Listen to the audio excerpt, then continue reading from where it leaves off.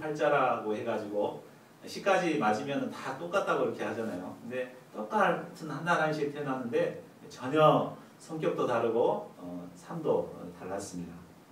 첫째인 에서는 털이 많고 사냥꾼으로서 남성미가 넘쳤습니다. 반면 둘째인 야곱은 조용하고 집안에서 엄마 뒤치다거리나 하는 소심하고 연약한 자였습니다. 인간 조건으로만 본다면 장자이면서 또 남자답고 터프한 외모를 가진 첫째 에서가 이삭의 뒤를 이어 구속 역사를 이어갈 적임자로 보여집니다. 그러나 하나님께서는 큰 자가 작은 자를 섬기게 될 것이라고 말씀하시므로 하나님의 주권적으로 둘째인 야곱을 선택하셨습니다. 그러면 둘째면서 또 연약하고 소심한 야곱이 어떻게 장자의 축복을 받고 하나님의 구속 역사에 쓰임받게 되었습니까? 오늘 우리는 연약하고 보잘것없는 우리가 어떻게 하나님의 축복을 받을 수 있는가, 그 비결을 배울 수 있습니다.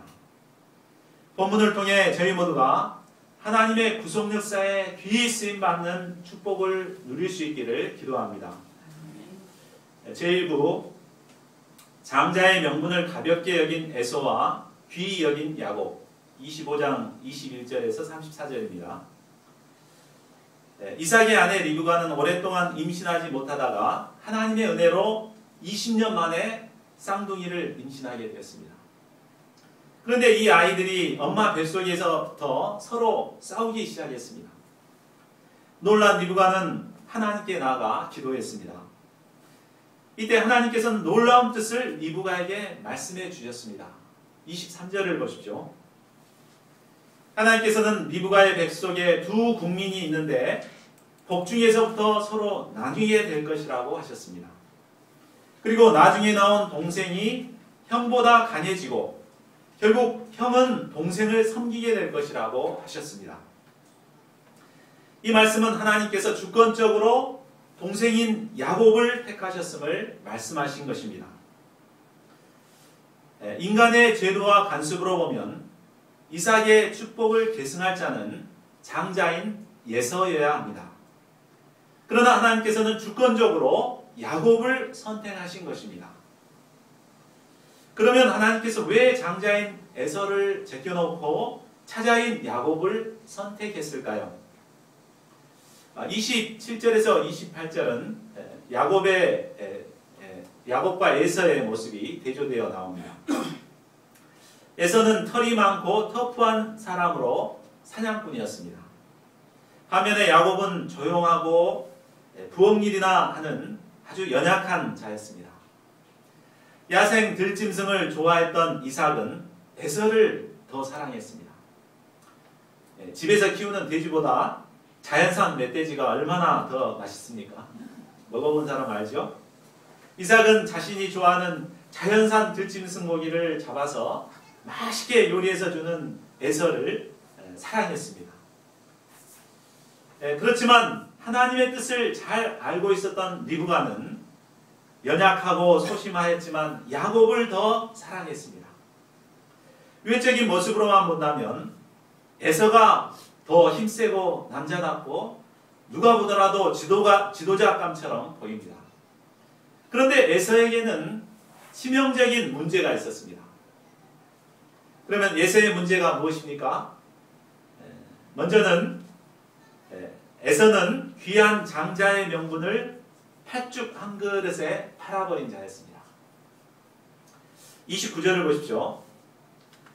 하루는 야곱이 맛있는 팥죽을 쓰고 있었습니다. 그런데 그때 형 에서가 사냥을 나갔다가 허탕을 치고 배고파 지친 모습으로 장막으로 들어왔습니다. 그는 야곱의 팥죽을 보더니 말했습니다. 내가 피곤하니 그 붉은 것을 내가 먹게 하라. 얼마나 배가 고팠는지 이렇게 군침이 돌고 먹고 싶어서 이렇게 물었습니다. 이때 야곱은 기다렸다는 듯이 말했습니다. 31절을 보십시오. 야곱이 가로되 형의 장자의 명분을 오늘 내게 팔라. 당시 가부장적 제도 하에서의 장자가 누릴 수 있는 권한은 대단히 컸습니다. 장자에게는 가족을 다스리는 지배권이 있었습니다. 또 상속을 받을 때도 차자의 2배를 받을 수가 있었습니다.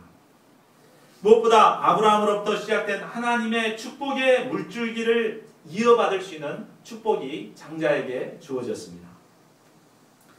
그런데 이처럼 중요한 장자권을 에서는 이제 야곱은 5,000원짜리 팥죽 한 그릇에 팔라고 이렇게 요구하고 있는 것입니다. 아니 어떻게 그 엄청난 장자의 명분을 팥죽 한 그릇으로 살 것이라고 생각할 수 있었을까요?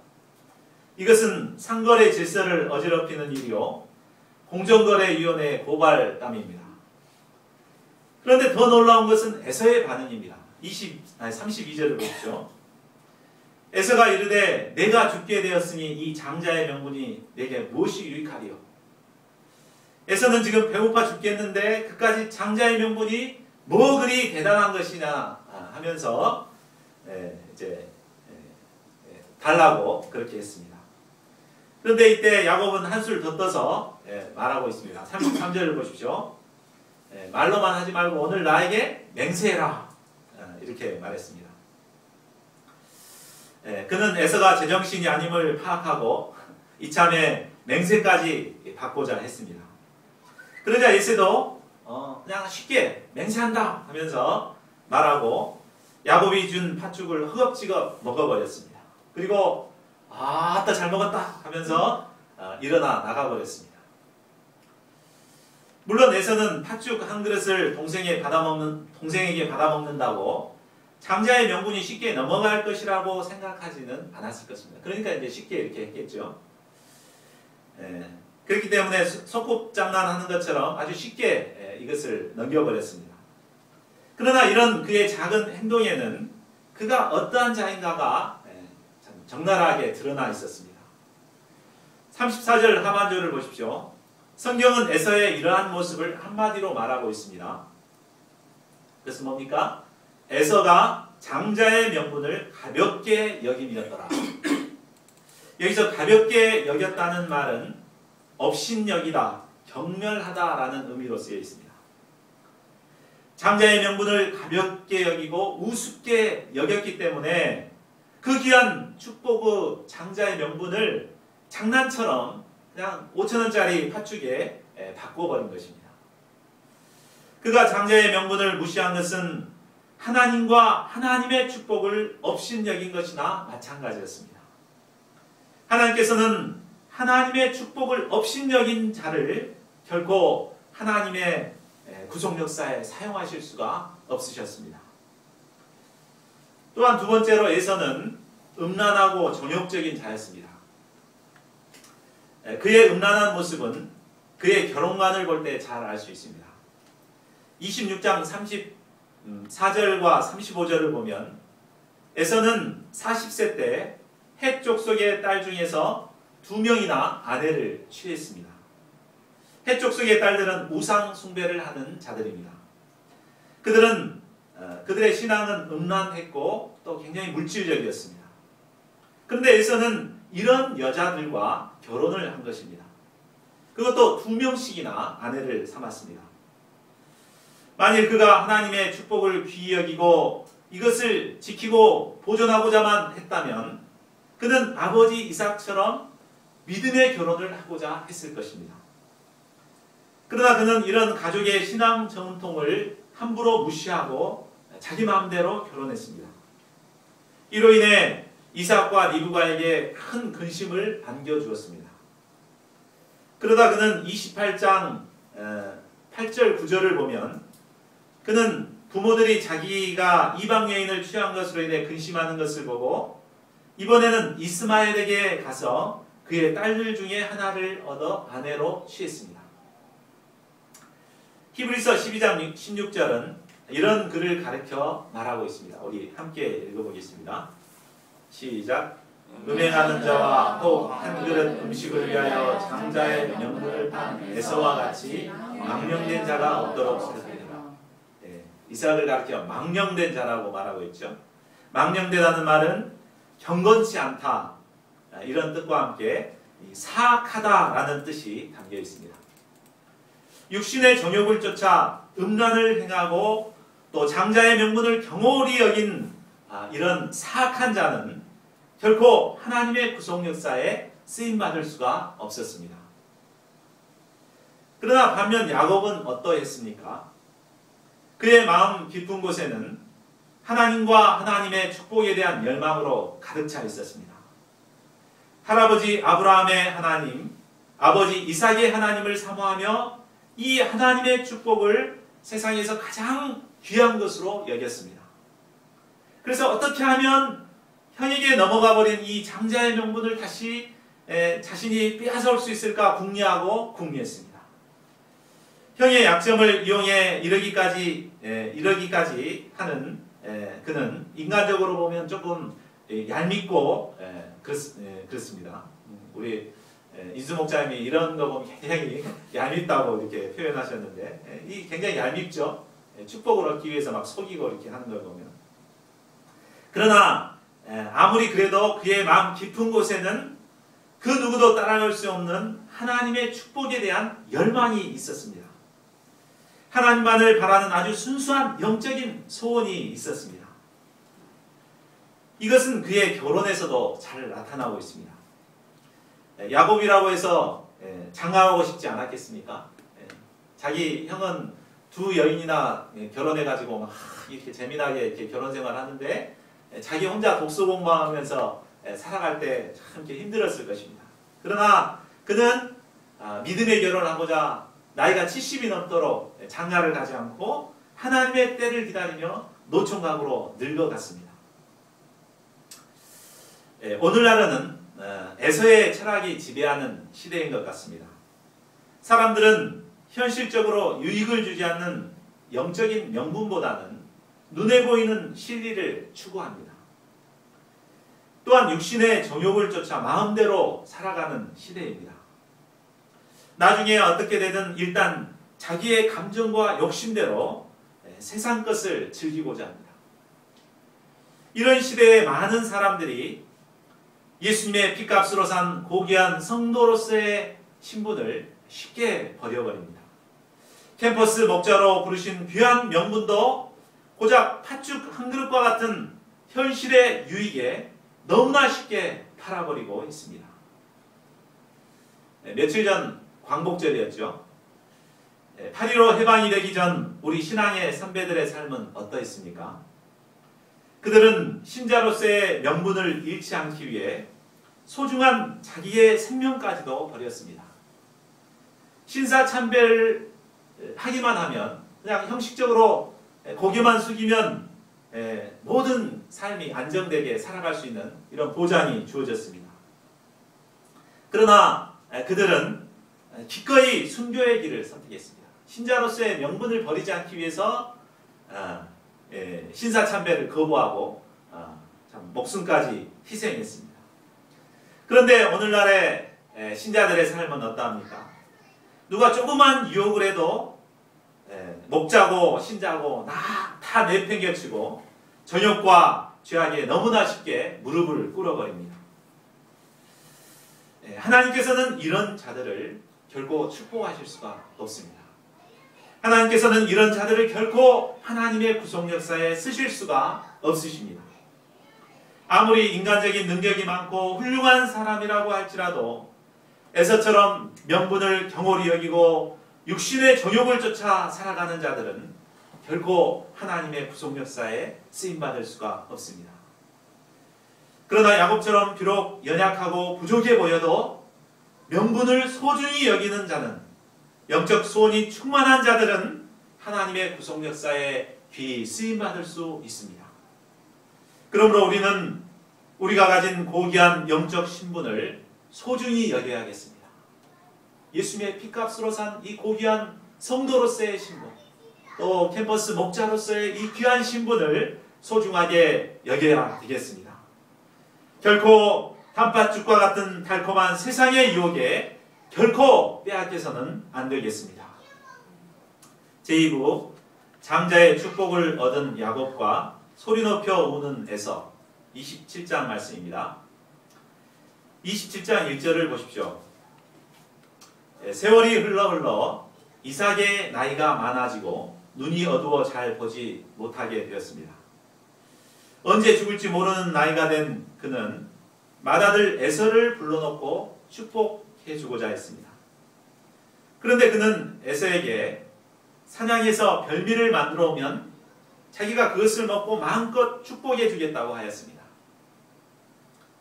그가 에서를 축복하고자 하는 것은 그가 바로 장자였고 또한 에서는 자신이 좋아하는 고기로 자신을 즐겁게 해주었기 때문입니다.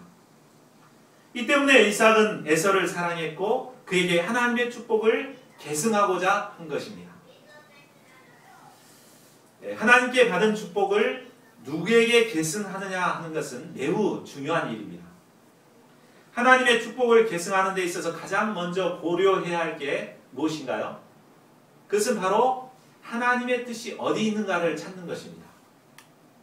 그는 축복하기에 앞서서 하나님께 기도하고 하나님의 뜻을 물어야 했습니다. 아니면 최소한 하나님께 묻지는 못하더라도 동역자인 리브가와 상의하고 합심기도라도 해야 했습니다.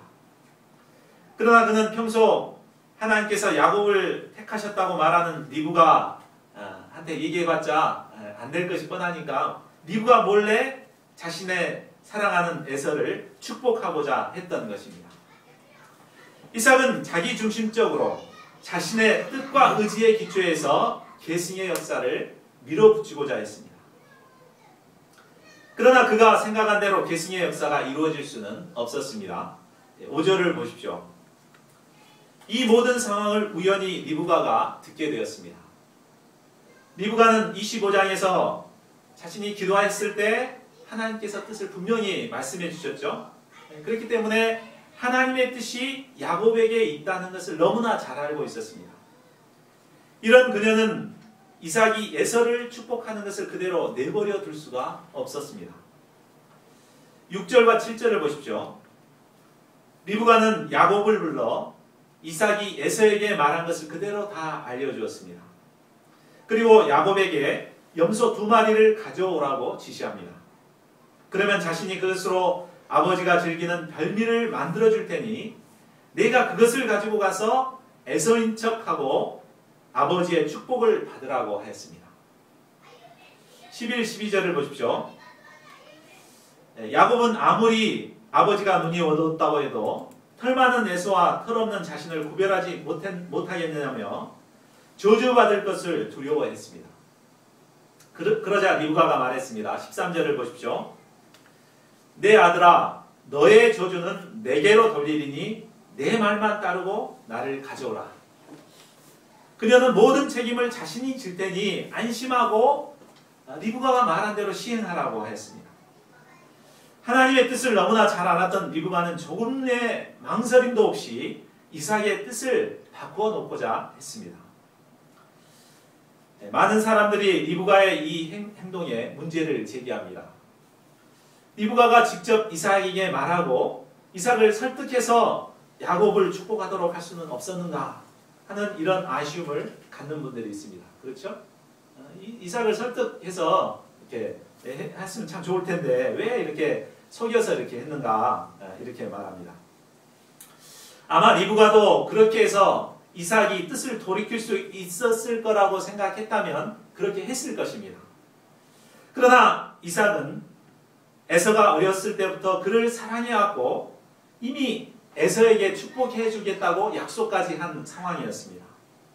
이 때문에 이삭의 뜻을 돌이킬 수는 없다는 것을 너무나 잘 알았습니다. 그녀는 도덕적으로 문제가 있지만 이삭을 속여서라도 계승의 역사가 하나님의 뜻대로 이루어지도록 돕고자 한 것입니다.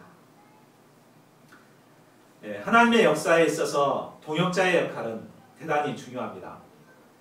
저도 인간이기 때문에 이삭처럼 때로는 잘못된 방향을 잡고 나갈 수도 있습니다. 만일 그런 것이 보인다면 우리 동역자님들이 리브가의 역할을 해야 됩니다. 그런데 이제 저는 동역자의 말 들을 준비가 다 돼 있으니까 저를 속이려고 하지 마시고 있는 그대로 말씀해 주시면 제가 기도하고 참고하고 하나님의 뜻을 찾도록 하겠습니다. 14절 보십시오.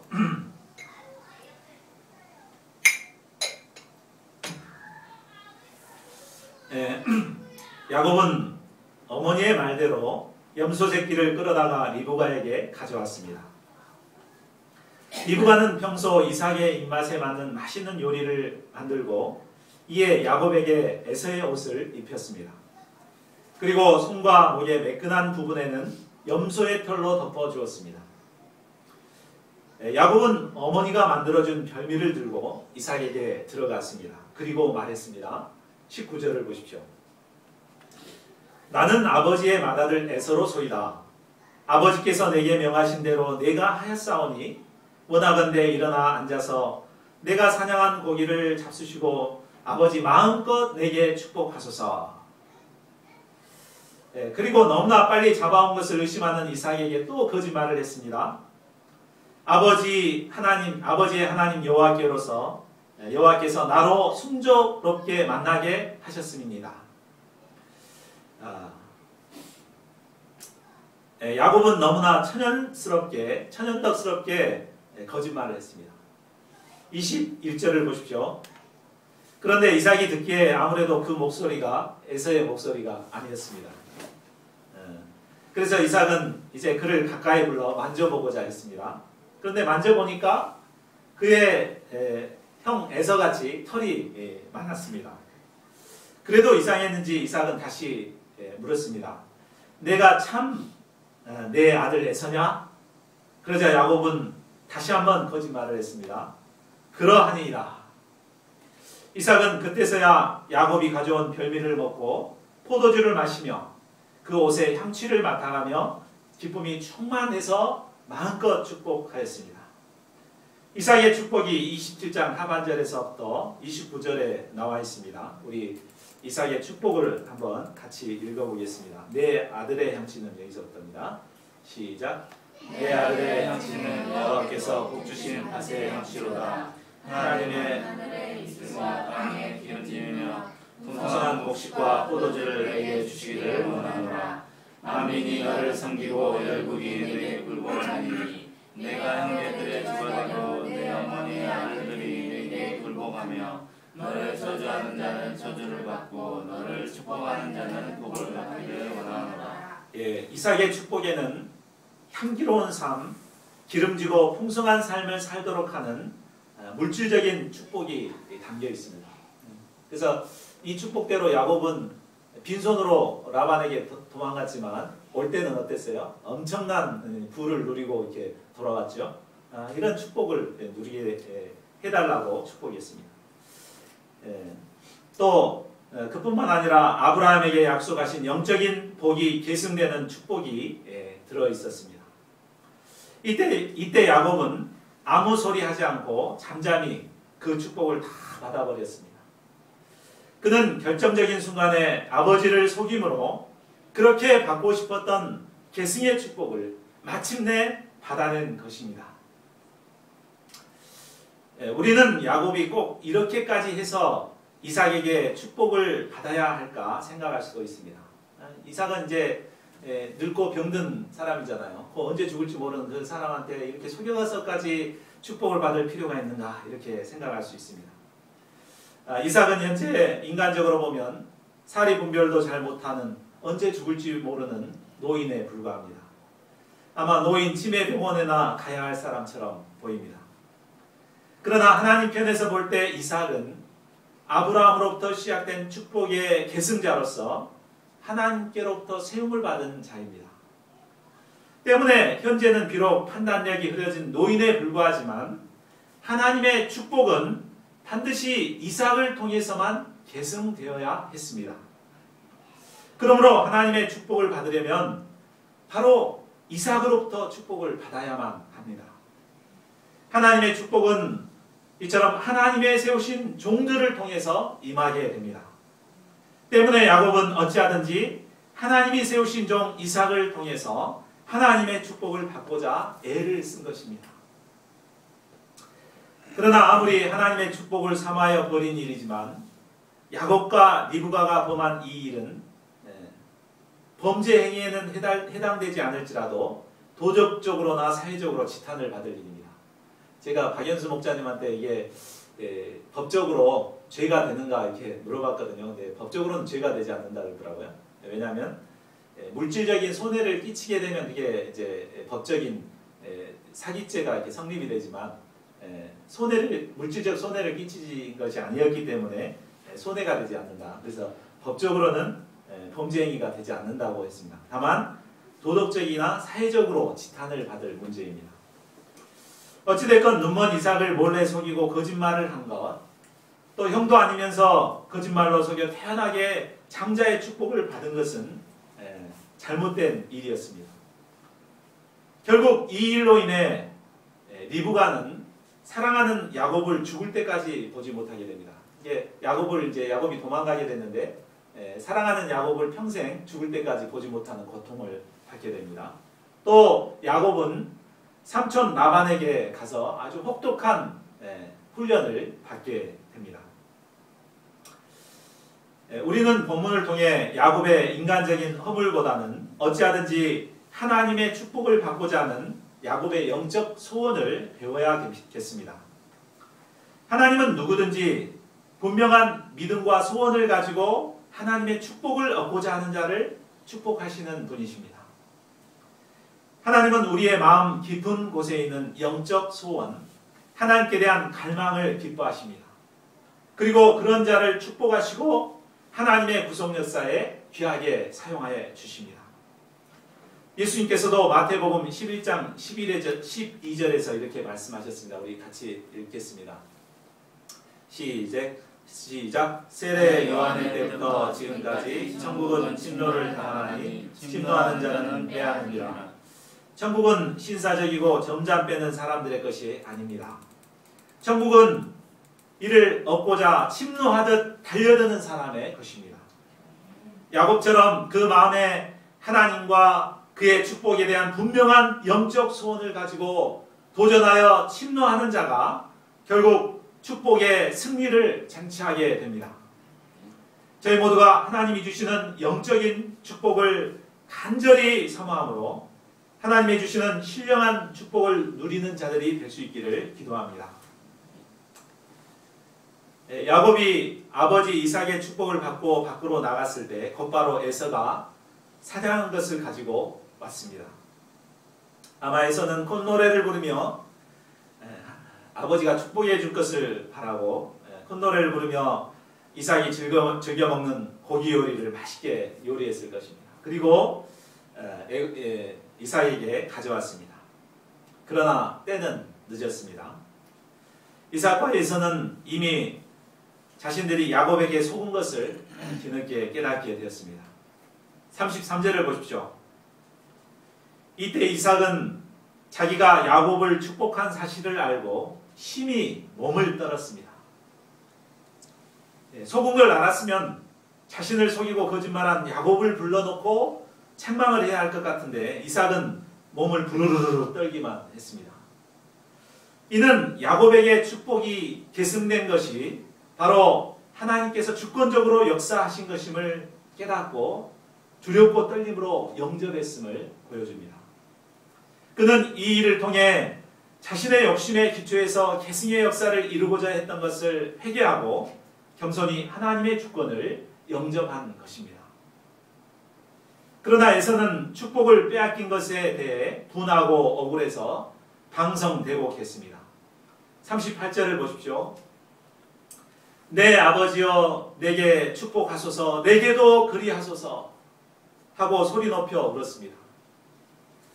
이를 볼 때 에서 역시 이삭을 통해 주시는 하나님의 축복을 갈망하고 있었음을 볼 수 있습니다. 에서도 축복 안 받고 싶었던 거 아니죠. 받고 싶었습니다. 그러나 아무리 간절히 갈망한들 이제 와서는 소용이 없었습니다. 장자의 명분을 5,000원짜리 팥죽에 팔아버리고 육신의 쾌락을 쫓는 자에게 갈 축복은 조금도 남아있지 않았습니다. 명분을 하찮게 여기고 육신의 쾌락을 쫓는 자에게 주어지는 것은 축복이 아니라 저주와 심판입니다. 결론을 맺겠습니다. 오늘 우리는 어떤 자가 하나님의 축복을 받고 계승의 역사를 이루게 되는가를 배웠습니다. 하나님께서 택하시고 쓰시는 자는 인간적인 능력이 많다거나 인간 조건과 배경이 좋은 자가 아닙니다.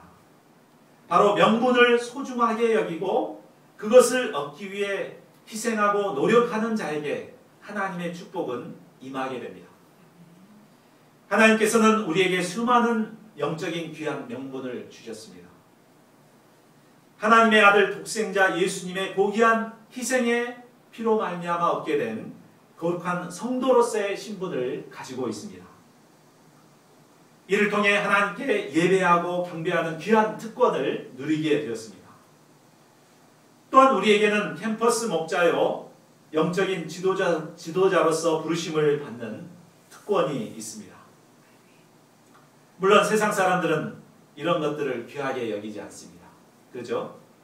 교회에 간다고 하면은 교회 가면 밥이 나오냐 떡이 나오냐 라고 말합니다. 그러나 그것은 몰라서 하는 소리입니다. 밥이 나오고 떡이 나오죠. 예배 드리러 나오면 항상 밥이 나옵니다. 무엇보다 밥이나 떡이 나올 뿐만 아니라 하나님의 축복을 받게 됩니다. 하나님이 주시는 축복은 놀랍습니다. 우리 하나님의 축복을 사모하는 마음으로 28, 29절을 다시 한번 보겠습니다. 하나님의 축복이 주어지게 되면 하늘에 이슬을 내려주십니다. 그 중동 지방에는 물이 부족하기 때문에 날마다 하늘에서 이슬이 내리면 곡식이 잘 자라게 되죠. 그리고 땅이 기름져서 풍성한 소득을 거두게 됩니다. 그래서 곡식과 새 포도주가 항상 넉넉하게 되는 풍요로운 삶을 누리게 됩니다. 학생들은 공부를 잘해서 장학금을 받게 되고 박사님들은 직장에서 승리하고 또 하는 사업마다 다 번창하게 됩니다. 뿐만 아니라 세계적인 종이 되어서 여러 민족의 섬김을 받고 아브라함이 받은 축복을 계승하는 축복을 누리게 됩니다. 이 모든 축복이 야곱처럼 명분을 소중히 여기고 하나님의 축복을 사모하는 자에게 주어집니다. 그러므로 우리는 하나님께 받은 이 귀한 명분들을 소중히 여겨야겠습니다. 하나님이 주시는 축복을 받고자 간절히 소원하고 붙들어야겠습니다. 그래야 할 때 하나님께서 저희를 축복하사 풍성한 은혜를 누리고 하나님의 구속 역사에 귀하게 사용하여 주실 것입니다. 이러한 축복을 누리는 저와 여러분들이 될 수 있기를 간절히 기도합니다. 요절 말씀 같이 읽고 우리 함께 기도하는 시간 갖겠습니다.